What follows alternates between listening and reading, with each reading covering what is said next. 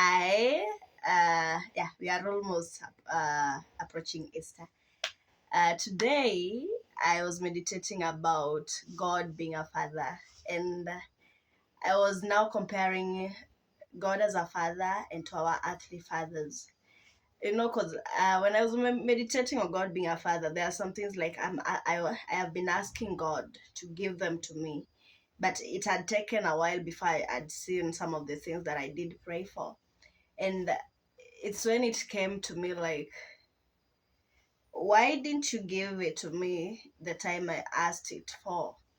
And that is when it hit me, the love of a father.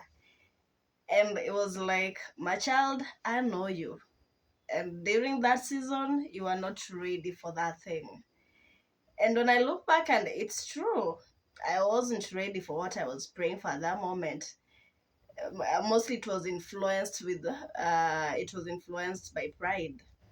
How do I want? I wanted it because of the outlook, my own personal outlook.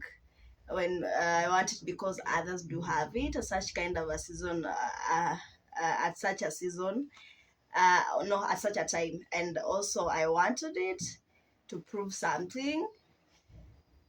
And my father, my heavenly father, was like, "No, my child, there's still some work we're gonna have to do in you."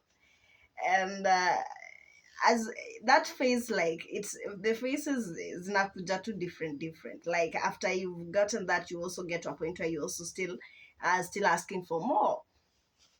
And God still reminding me that, like, when I know you are ready for it, I will give it to you. And just to get to a point where I'm contented with what I do have, but also not comfortable with the place where I am, if I know God has more in store for me.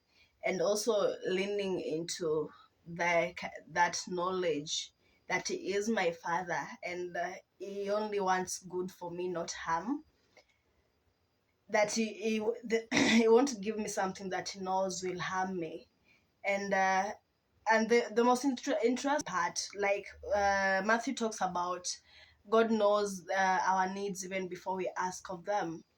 And what's also the need of Him telling us, if you want, you seek, knock, is it knock, seek, and I've forgotten the third one. Yeah, and it's still the one who says that He knows every need of ours before we even ask for it, and what is even the essence of asking for it. So even if I'm having these desires, I still go to my father and ask Him. And that is where, in the when I also get the chance to listen to Him, and get that peace, like, and get that peace, and ask myself, after asking Him and that silence, and now it comes, what's the reason why you are asking for this at this moment?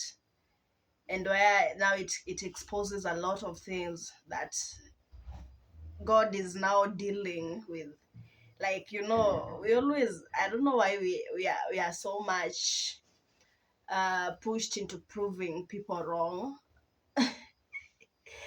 Most of us do suffer from that. Like, you wanna prove people wrong, and not realizing you've given them control. They're still controlling you. And that is what and also that comes in with pride. Like, how do they see me? And to get to a point where you don't give a shit what they think about you, and, like, be at peace with wherever you are or what you have at the moment, the accomplishments you do have.